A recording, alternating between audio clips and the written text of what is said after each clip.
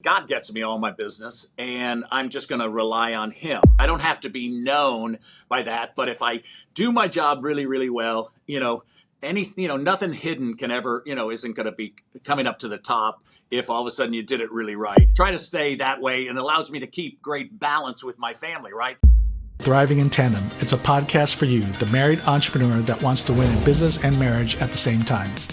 Welcome to Thriving in Tandem. All right, well, here we are with Bob Beaudine. This is long awaited, right, honey? I am so excited for this day. We've been hearing your name, Bob, for ever since we've known Dennis. Yes. Dennis Welch. Is he your PR guy? He has been going on and on about Bob Beaudine. I said, well, okay, are you going to introduce us? He said, well, when it's time. He would just tease us, I think. When it's time. And I'm like, oh, geez, here we go. So anyways, thank you, Bob, for coming on the show. Boy, it's really great to be with you both. And so, Dennis raved about you. Everybody, I'd actually talked to Kevin and Steph. They rave about you. And so it's a real honor to be with you both. And I think what you're doing is amazing. Oh, thanks. And so here's my first question. So Sports Illustrated, one of the things they said about you was the most influential man in sports you've never heard of. I go, is that like a Rodney Dangerfield type compliment? Well, it kind of goes with reality sometimes in my business. So our business is so confidential. And so especially in the sports world, I got to go out and find a coach or an athletic director or a president of a team or the commissioner of baseball. And when you do that, the whole world is following these people. And there's, it's the same paparazzi who does everything with stars, and they're all about this. And so I never take a call ever from anybody in the press. And so after I place the person and they're doing it, most agents, they're going to go with their star and they're going to be there because they want to get the next person. And I've always trusted that, that God gets me all my business, and I'm just going to rely on him personally. And so I don't have to be known by that. But if I do my job really, really well, nothing hidden can ever, isn't going to be coming up to the top if all of a sudden you did it really right. And so someone's going to come, but I don't go to all that stuff. So it's try to stay that way, and allows me to keep great balance with my family, right? And which is the other side that I don't really want all of that. And, I'll tell you, really funny is when I first started, I had told my dad I had been in search for a while, for 10 years already. And after coming out of consumer packaged goods with Carnation, and then which now is Nestle's, and so I decided to blurt out to my dad, who started the executive search industry in 1967 out of McKinsey. Yeah. So we had office Chicago, New York, LA, San Francisco, and about 15 countries in Europe, and we had a bunch of things. And I told him, I said, I should do what I love and what I'm really good at. And he goes, what are you talking about? And I said, well, when I do a search for a president of a manufacturing company, at the end of the search, I get a tour of the plant. But if I did the head of marketing for the NBA, we'd get All-Star Weekend. And he said, can you get that? Has anyone ever done a search like that? And I go, no one's ever done any sports search. All they've done up until then was Wilson Sporting Goods had a merchandising or a brand manager or something. And so all the coaches were all picked by the big name coaches above them, and they would do the good old boy network. And so it just happened that God had a guy on my dad's board who I had done a bunch of search work, who was in insurance. And what I didn't really know was that his initially where he started was he found Hank Aaron, the greatest, wow. The person who beat Babe Ruth, in home runs. And so he was on our board, and he was sitting there one day at lunch, and he turns and he says to Bill, hey, so Bob wants to do sports. And he goes, really? And he goes, like what? And I said, well, I'd like to do presidents of teams, and I'd like to do, at some point college athletic directors, and I'd like to do general managers of teams and all those kind of things. And I always said, I thought that if the owner who owns 6 or 7 other businesses, usually, that's how they do to get into something like this, that if I did well on their favorite thing, their sports team, then they'd give me the other business, so it would be a better one-stop shop, right? And so Bill tells me to leave the room for a second. And what I didn't know was Bill moved the Milwaukee Braves to the Atlanta Braves, was the largest outside stockholder for Ted Turner, and who owned, all of the Atlanta Braves and the Atlanta Hawks and all of that stuff. And so God had kind of done a setup, right? That this guy's right here. And so when I came back in the room, he said, hey, so why don't we do a search together? This would be we're thinking of doing a search, and I'd like you to do it. And I said, what search? And he says, well, I'm on the executive committee for Major League Baseball, and I'd like you to do the search for the commissioner of baseball. Right. And so that was the search I put Bud Selig in. So I did my opening search where I'm like interviewing Colin Powell and George W. Bush and president of Disney and, the biggest people and, across the board. And so, but when I finished the search, just to round this out correctly as the start, when I finished the search, I was doing 2 chairs with God, which we'll talk about. But I'm talking to God, and I said, and he turned to me, and I said, wow, that was just so, I can't tell you how thankful I am, that I just got 8 months of dealing to the biggest people in sports and personally interviewing them all and going to all their interviews and doing all that stuff. And he says, and so God's statement was, okay, so are you done with the big stuff now? And see, can we get back to just, putting in the people and doing life? And I said, sure. Yeah, no, I do that. And so, and it's funny is, big, little, medium, in between, as long as we get to put in someone who's called to do that. There's destiny in all of this stuff. And I think that's really why I got into search business, because you can find that one person who can change the entire atmosphere and the culture of the whole organization if we did it right. So Very exciting. Well, that's good. That's good. So I had a question planned, but I got to follow up on this because you talked about culture. Sure. What do you look for? So for a business owner listening to this, obviously they're not going to replace themselves per se, but what do you look for in a leader that you see can really shape the culture for the good in an organization? So everything comes down to personal qualities that transcend the technical. Mm-hmm. I mean, the answer is you're starting with great person, great dad. Great leaders are personal. It's personal to them. That's what's so important. So they care about people. When my dad got me in the business, our 3 goals for our firm was make friends, help your friends in every way possible. Don't be surprised if you do a lot of business with your friends, right? And so when I deal with CEOs, I want to see if they start out and want to talk and get to know each other. Is this a deal? Or are we in for a relationship? Are they trying to find the power of Bob, or are they really trying to get to know and see if this is a good fit for them, right? Because some people are just trying to get to the next rung, and they're trying to, most people think about position, power, and money as their goal in the corporate world, but they're trying to actually, in reality, get the fruit of success, which is peace, happiness, and contentment. And of course, one of the things we found is that if financial security equaled peace of mind, then the richest people would be the most peaceful. And oops, that is not happening, right? And that's a big habit. And of course, if happiness equaled things, then why, as soon as I have one nice thing, I immediately I want another. Yep.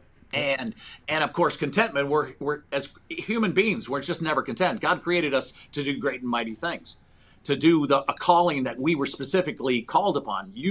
Each of you do one thing better than anyone in the entire world, and God created you that way with a DNA for a specific assignment, for a specific purpose, for a specific, calling and a destiny. And when, and he knew you and chose you before the foundation of the world. And so that's so amazing that if he did, then the answer is I gotta listen to see what the heck he was doing, because he put me in my mom's womb and I forgot him, and I had to find him again and go through the whole process, and we knew each other, which means we had to have talked, right? Yeah. And of course, people don't think that way. We live in compartments, so it's a little bit crazy. So I don't know if I answered that totally the way you want it, but the reality is leadership is you have to have a demonstrated, a demonstrated record of achievement. And so that's easy for search people to find. I knew you did this job. You took it to here. You took it to there.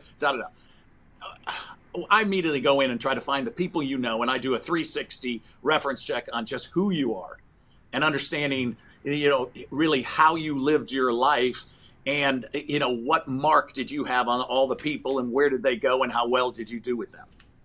Good. So how do you discern between somebody that wants to have a true relationship with you or someone that just wants something from you? Yeah, I mean, I think we have this I call it a who detector. And so Sounds like Dr. when Sounds you're like around Dr. people, Seuss. so I wrote a book. In the book, for people who haven't listened yet, I wrote a book called The Power Who. I would have called it The Power of Friendship, but everyone's got 5,000 people on Facebook are their best friends. So these are the people who matter most in your life, the who. And so when you're around people you like, you carry this little who detector, and when you're around people you like, it goes beep, beep, beep, beep. When you're around people you don't like, beep, beep, beep, beep. And you can tell these people within seconds because, they're trying to control the meeting. They want to get to where they want. They want to get to this. But normally when I'm talking to them, I switch to them because I already know their history, because I've already studied more about them before they ever came in. I already know all the trouble they're in. I already know every one of their aspects. And so I'm usually trying to get them to 2 chairs first. That's good. That's good. So obviously, just looking at your resume, your CV, I mean, obviously you're accomplished in many ways professionally, but you also, we know just for conversations and Dennis talking, but obviously you know what the priorities of life are, your faith, your family.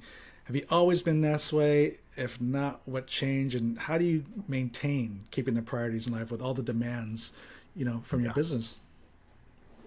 So, so my mom and dad, I have just it's such a blessing if you have a great mom and dad.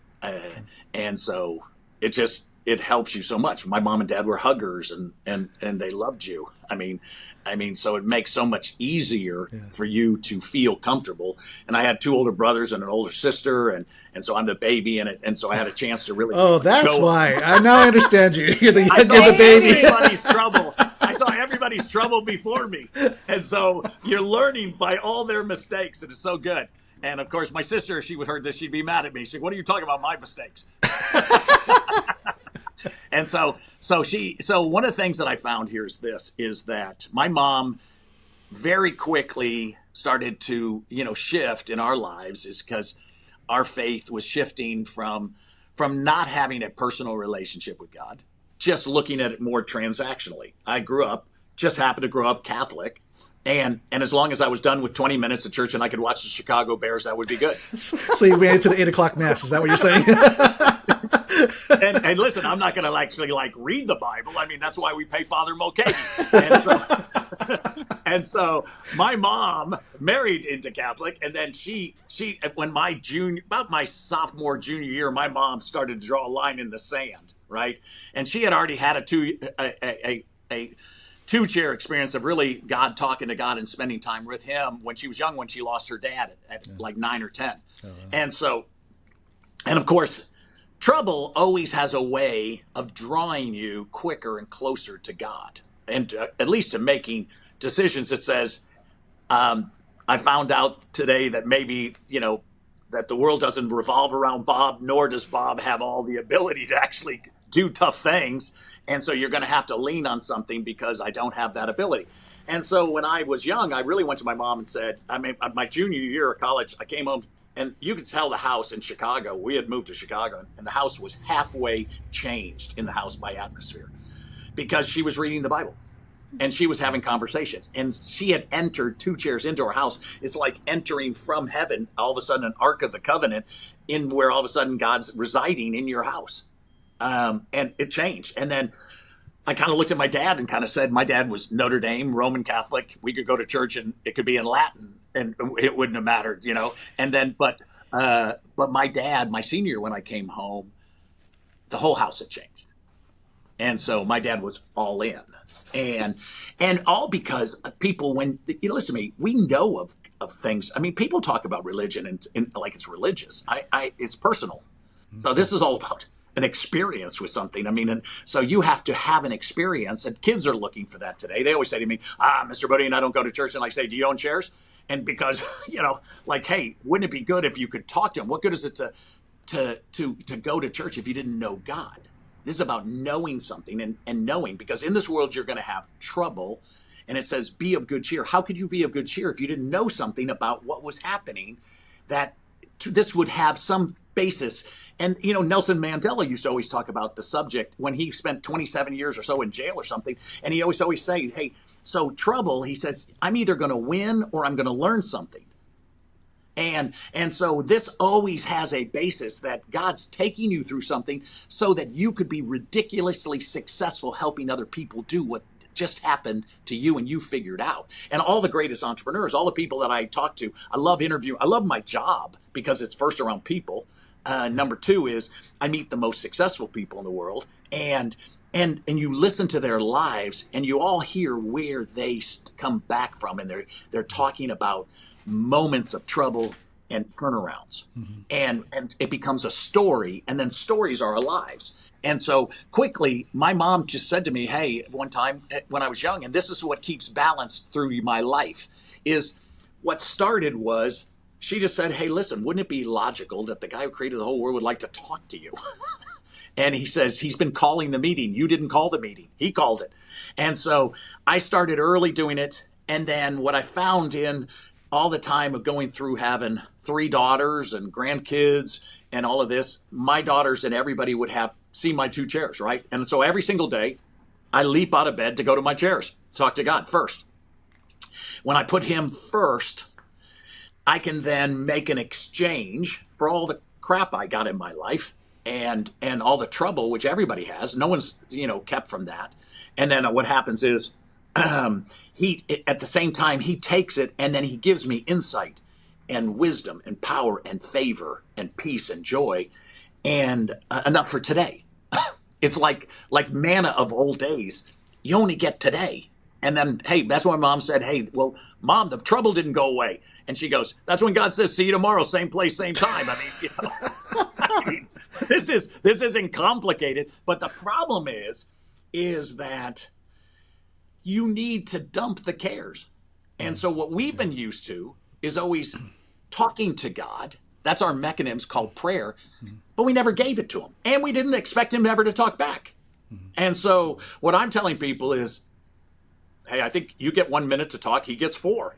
And let's see what happens. And now everybody is shocked. I mean, I had someone buy 265,000 copies of 2 Chairs to go to prisons and military and first responders and social services. It's the most heartwarming thing because I get letters all over the world, people telling me about their first experience talking to God. I actually listening. Wow. That's amazing. So, when you're starting, your business is successful and all that, I mean, there's things pulling at you all the time.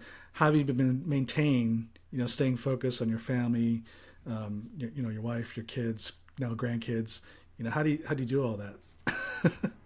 It's hard. I mean, so no one gives you like a workbook on doing any of this. I mean, so there's no what happens when all of a sudden you're living your life selfishly and it's only about you and your wife and going to run and doing your things. And then all of a sudden you have a baby and they're crying and they need you. And now everything's on the baby. And then now all of a sudden you got 2. And so I got 1 and Cheryl's got the other. And oops, now all of a sudden we have Rachel and then we got 1 outside the zone. Right.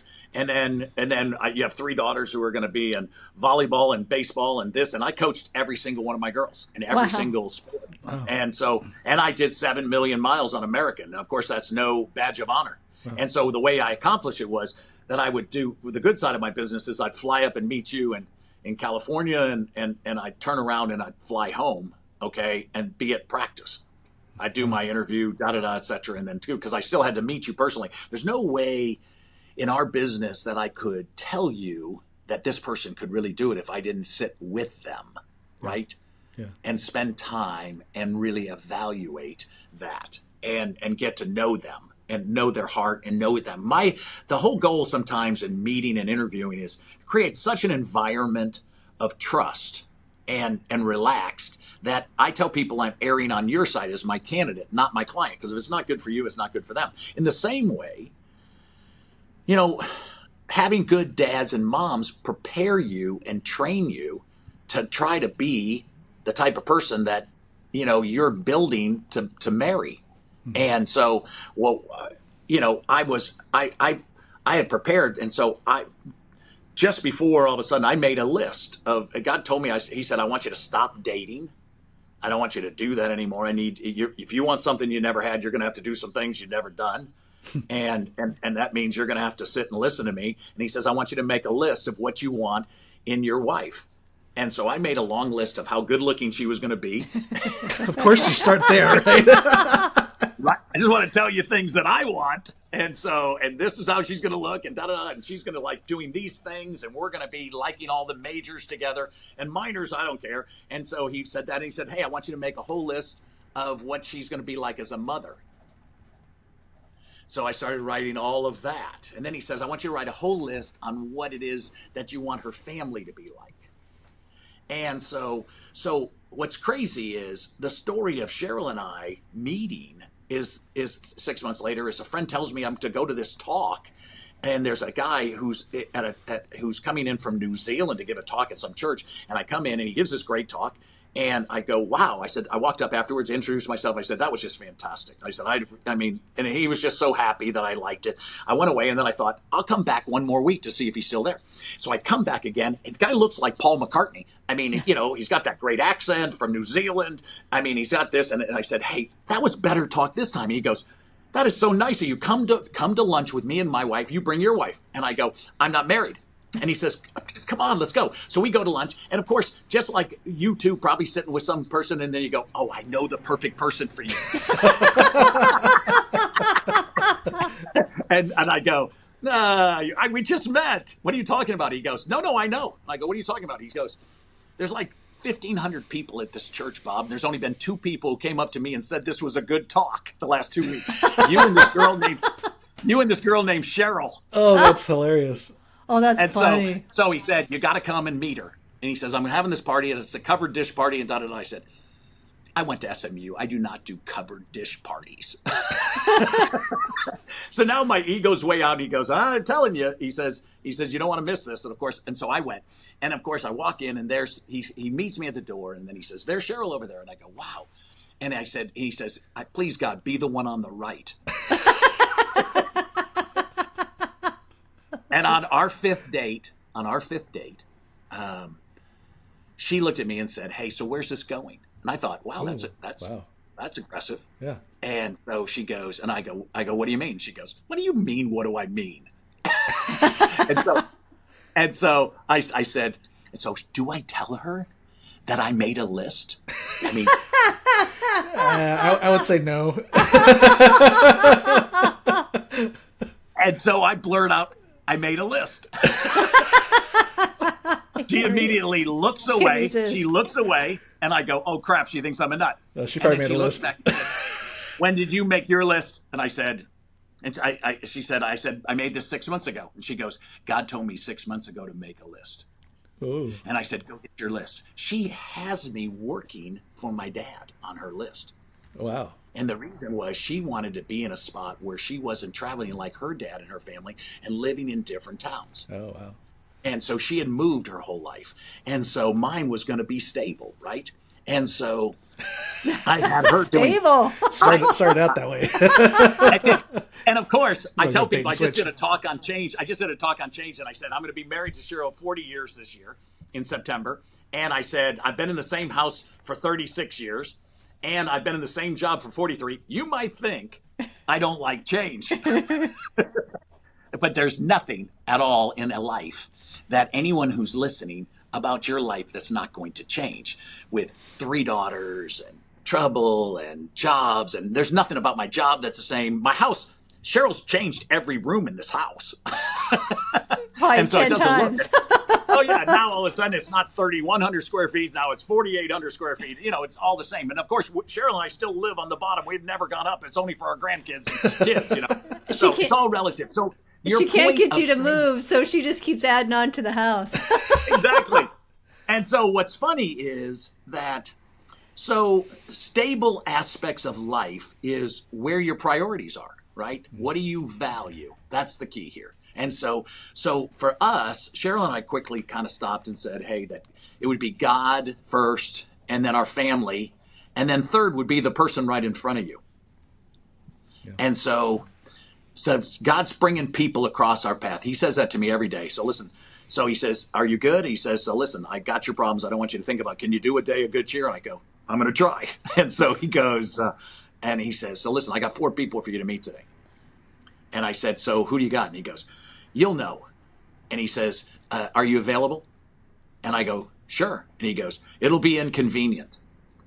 And so the issue today about life-changing things with God is you do his stuff. If you're obedient, if you'll show up and you'll take the moment, he will show up big in your life. And so the things that used to be hard to get done are done quicker and faster. And so my point would be is I just made sure earlier that said, hey, I don't have to, I'm not trying to get to do 50 searches. If 25 is enough that I could possibly do, then I want to do that just to keep balance for my family and so I think people today have to decide what the boundaries are of what it is that they do and how they set those boundaries effectively. And of course, Cheryl and I always make sure we have a date night. We do that. I mean, we've never missed that our whole thing, even in the pandemic. We would just, even if we just got in my truck and we drove around and stopped someplace and just sat and talked and had a bottle of wine or something somewhere and just sat and just relaxed and just reminded ourselves that we're not in a pandemic. Yeah. So you love this because, the first 2 weeks they had us locked down and everything like that. Yeah. And so I look at Kaylee and I'm like, hey, why don't we go to Malibu? I mean, nobody's out, right? I mean, the main thing was be socially distant. I go, Yeah. and we're driving, and you've been to Southern California. We're on the 101. There's no cars. And it's just the two of us in the car, so. And I'm like, looking around like, this is amazing. We went from Pasadena to Malibu in less than half an hour. We're on the beach in Malibu with nobody around. And Right. we had our place ourselves. I'm like, this is amazing. Oh no, in one of the great things of being in Texas is that so I've been only really out of my office 2 weeks the whole pandemic, but it was crazy is that we just things in Dallas downtown and other places around were locked down. Plano really wasn't at where we were, but we just went out. We like something like. We wanted to make sure our grandkids were always in our pool with us and all our kids and everybody. And we made sure we just, we partied with them and we just made it try to make life like balanced for our grandkids. Yeah. That's the hard thing is what you're teaching your kids in times like this. Right. Yeah, yeah. And so I really believe, we don't have any spirit of fear. We got power, love, and a sound mind. And so we have to make sure that we're talking those things. And so when you write books, you get a lot of time to think about a lot of stuff. And of course, my girls hear a lot of downloads, whether they like it or not. So I got to ask this because, as we said to you before the interview, I'm a lifelong Dallas Cowboy fan. Born in Hawaii, so we didn't have a sports team. So, of course, the Cowboys were always on. It's America's team right in the 70s. So who's one of your favorite Cowboys you've met, or from executives, the coaches, staff, whatever, players, whatever, just anybody? Deion Sanders. Oh no, cool. So Deion Sanders is just quality, and so you would love this. I just placed Deion Sanders as the head football coach. I saw that on your website. I was like, so cool. Deion Sanders is really great. So I love him, but I'm just going to bypass him for the moment. So Troy Aikman could be one of the greats. Okay, one of the nicest, down-to-earth, really great guys. If you remember Bill Bates, one of the guys. So when I was in college, I was the Miller Beer College rep, and of course you were. and so I had, I would have the Manster and Charlie Waters and Bob Brunig and all these guys. They lived right above me. So the moment they found out I was Miller Beer College rep, every Monday they were at my place, if they were in town. Everybody hung out at your house.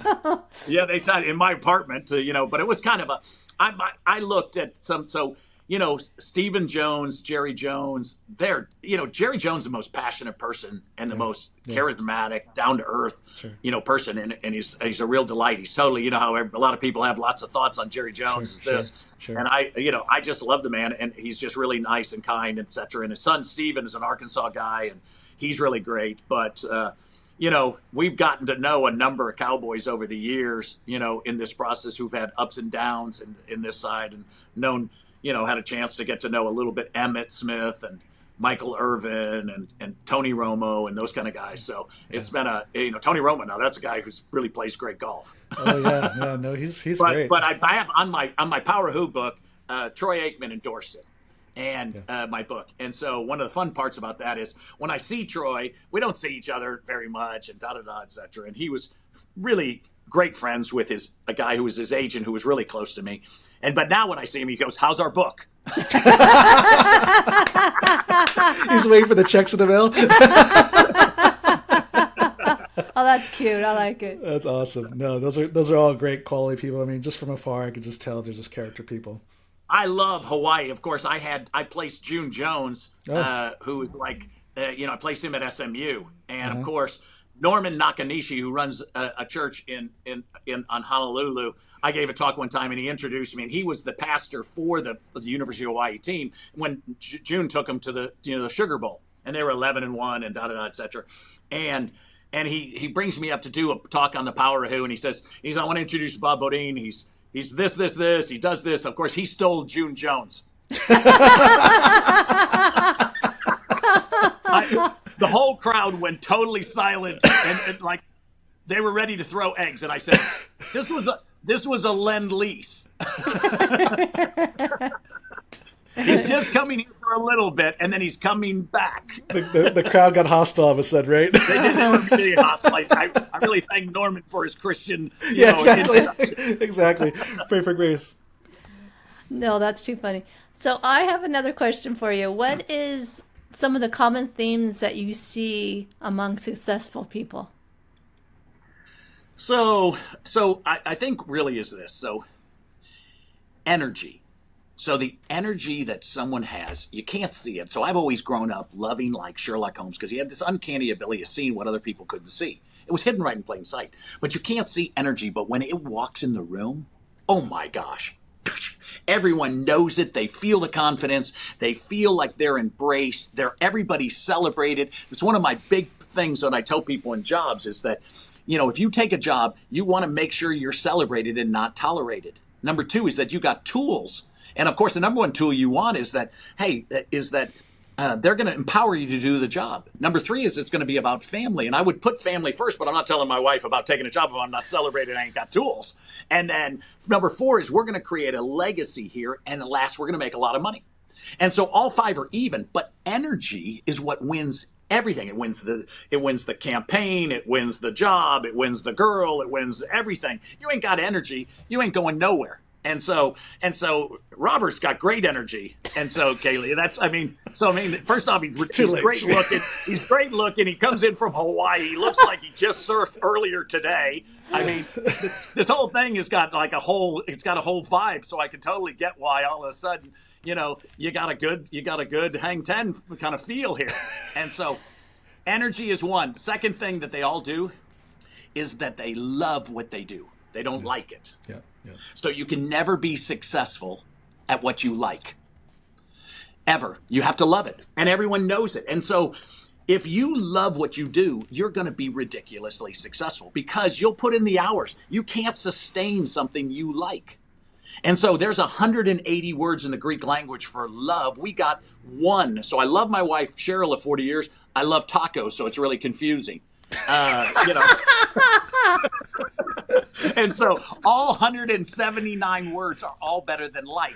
And so Robert knows that I'm going to say to Kaylee, I love her, but he's not like worried because it's in that 179. And he knows that I love my wife. I love my girls. I love my grandkids, and there's just things, but you can't have a relationship with great, true who friends if you don't say, I love you.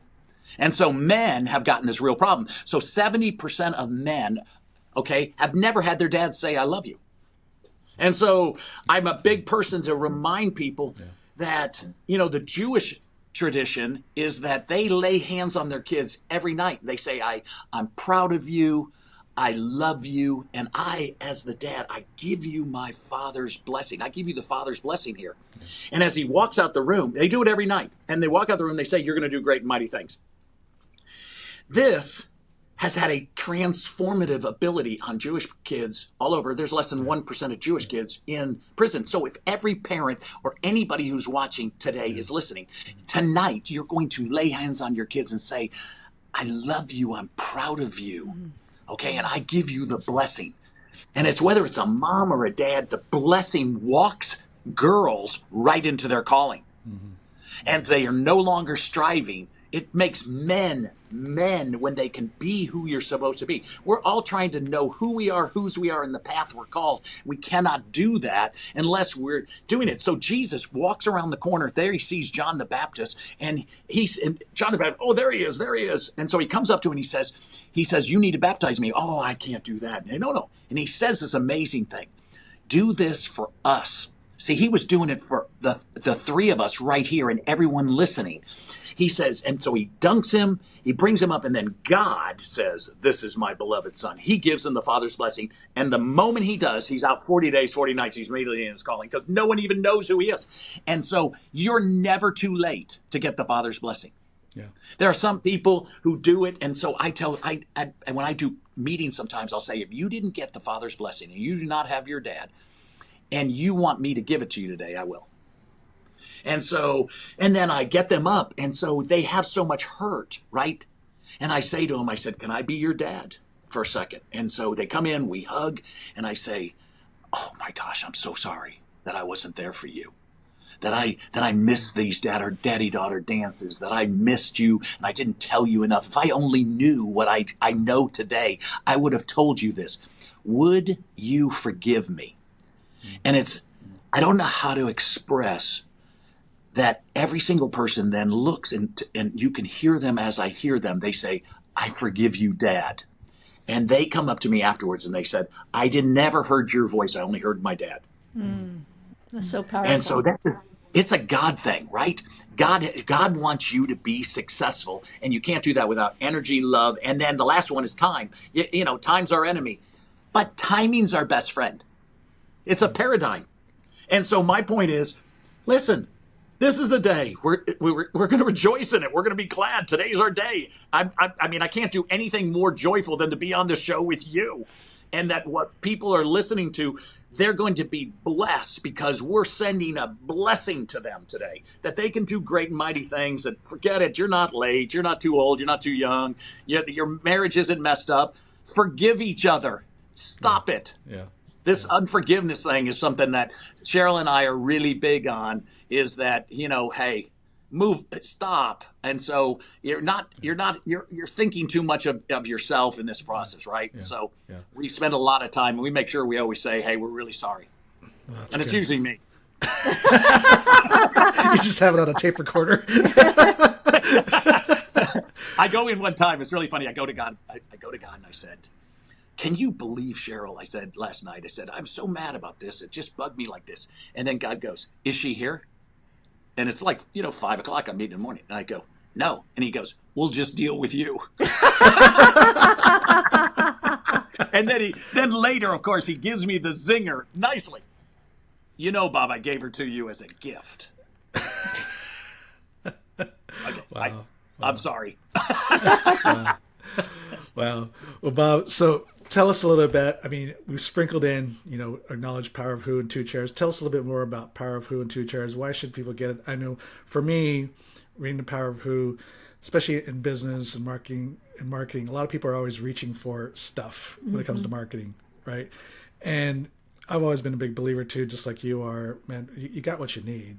We have to identify. Right. But even I will get sidetracked from that I got to go pull for, I got to do something else, right? So, and that's just a snippet. But talk to us about the Power of Who in 2 Chairs real quickly as we close up. Can you believe I said it's so the both of these books are like, my dad told me on his deathbed I'd write 5 books. I laughed out loud, and I thought, I can't write a memo. And and I said, you got the wrong guy. Pick Aaron, and so and so, it's just not like, and so I said, but here's the thing. So can you imagine that at 2 Chairs, you eliminate all bureaucracy ever, all politics, and you don't have to meet with Bishop Jakes. You don't have to meet with the rabbi. You don't have to you don't have to go and meet with, Pastor Joe or Father Mulcahy. You get to meet with the king and have time alone. And he's going to do it at your place. And he's going to talk to you about your stuff. And he knows. Not only does he know, but he wants you to know he knows. And the highest priority in Christ is to get your mind above it. The highest thought is God. And he doesn't have like 6 telephone lines for 7 billion people. He can portal just to you. And he doesn't work on pandemics and heart attacks. He works on you. He knows. And so he wants you to tell him what bugs you. And then he wants you to give it to him, because we were never prepared to handle a care in our lives. And so you were supposed to be careless.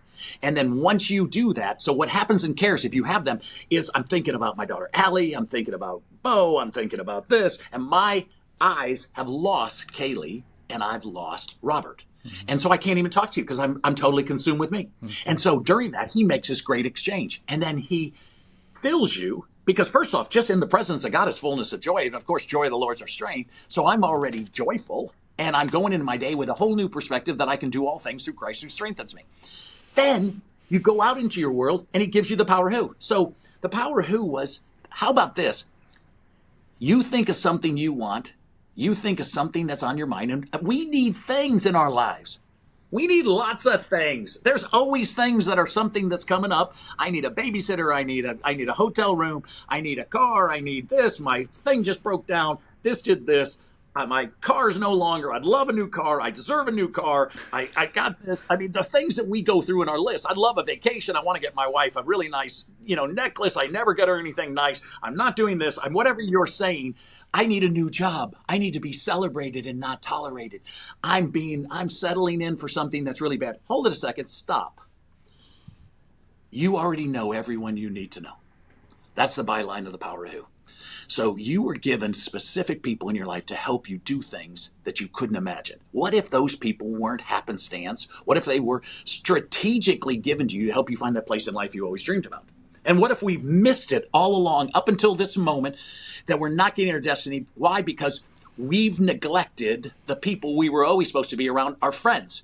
So the world teaches a system called networking, which is not working. It's embarrassing. I mean, it's calling up. I get 52,000 resumes, dear recruiter. That's an oxymoron. You can't call me dear. Okay, so all these people are getting on LinkedIn, friending you, and then sending you that, hey, we should do business, and I'm going to come over and do your IT tomorrow. Yeah. No, you're not. Block. And so all of this stuff starts to happen, and it's crazy. So here's my thought. So what if we could do some things that would be totally different? What if God gave you people and it was the people who mattered most? So we've been taught that friends and business are taboo. So let me get this correct. We're supposed to work with a bunch of people we don't know and don't trust. This is the craziest thing. Right. And so he gave you people. And so you just see your friends and your family in incorrect ways. You see them one-dimensionally. And so instead of who-dimensionally. So if you thought of me just as an executive recruiter, that would be a big mistake, because you'd have no idea that I couldn't get you the right doctor, the right hospital, the right play, the right this, the Cowboys this, the something over here. You missed all the mark. But we've been taught not to even ask our friends for help. It's rude. Mm-hmm. So let me ask you. So Robert, you and I are best friends. All right. And I asked you for help. I asked you for, we're best friends, and I asked you for help. Would you help me? Sure. Why would you deny me the same joy of helping you? Yeah. See, it never works in reverse. So we've been taught never to ask, seek, and knock, which God said he'd give you. So we never know how to trust that. Yeah. And of course, if we had a bad dad ever, then we have a bad God figure in our mind. And so we've never had this. And we had a bunch of friends that we called friends, but they weren't your friends. Mm-hmm. A friend is someone who knows the song in your heart and can sing it back to you when you've forgotten the words. Yeah. Friends help you now. Acquaintances wish you well. I mean, this is a difference. Friends have a code of ethics that they've done. And so here's the thing. Your grandfather told you, everyone told you, if you had one friend, you're blessed. 3, rich. 12, change the world. And so this has been around for 2,000 years. Jesus has 12 friends, 3 close, 1 best. Everyone knows who he is. 2,000 years later, still signing recruits, still doing deals. And so my point is, the 2 books open up everything for someone. So here's the problem. Jesus is walking down the side of the road. He sees a man who can't get in the pool to get healed. So he walks by, and this man's screaming out, Jesus, Jesus, Jesus. He doesn't respond. I love that story. I mean, it's a setback. He keeps screaming. Those really good disciples, those really great Christian guys, they go over and to him and say, hey, so don't bug him. Really? Okay, so now we got a double hit. He keeps screaming. Jesus walks over to him and he says what everyone who's a listener is hearing today. What do you want? See, because you don't know what you want. You don't know who you are, whose you are, and the path you're called until you get to two chairs and you sit down and talk to them. I say to people all the time, so listen, I say to them, do you believe in that God's going to, that God knows your sin? No, I don't believe that. I don't know. I don't really think I don't care if it's hard. I don't believe in him. I don't believe in the third, that he has a plan. So I say, so if there's a 1% chance that the guy who created the whole world would meet you tomorrow, would you go? Everyone says yes. And I said, well, good. Now we're set. I said, so now it's put him to the test. You go in, get your cup of coffee. I don't want you reading any devotionals or the Bible while we're talking. I mean, I'm not reading your book and you're reading my book while you and I are meeting. We're going to actually talk to each other. And I have to listen to you to get to know you. Everyone knows what a good conversation's like. And I can promise you there's no conversation like talking to God. And so when he affirms you and loves you and you hear him talk to you, and I promise everyone who's listening, you better buckle up. Your mornings are about to get epic if you spend time with God. And I've been doing it now for 40 plus years, and I leap out of bed to go do it. And so the two books are pinned together because, one, we got to get the plan, and two, how would we do it? He's going to tell you how to do it, and he's going to give you all the friends because we are all better than any one of us. We're all created a cup short of greatness. With Kaylee, she's so much better at so much than I am. How would I do that? I just ask for advice. What do you think? And then she'd tell me. And if I get over trouble here and I got this, you tell me, hey, stop. I've already been through that. You could do this. That's what friends are for. But here's the problem. So 18% of companies have a program that promotes friendship. 18. That means 82% don't. So we've come out of the pandemic and no one has any energy. No one's coming back to the workforce. We're all transactional. Mm-hmm. Everybody's stumbling, their heads down, they're not doing something. And if you had one friend, true friend, you'd be 40% more productive. And so I go around the country and teach people friendship, right? And I get everybody hugging in the first 3 minutes. They don't even know what to do. And so they can't believe they're doing it. And then everybody has a different perspective because we change the atmosphere of the room. And so that's what's so important today is in books. It's just friendship, right? And love, right? Yeah. The anything is, that's what God is.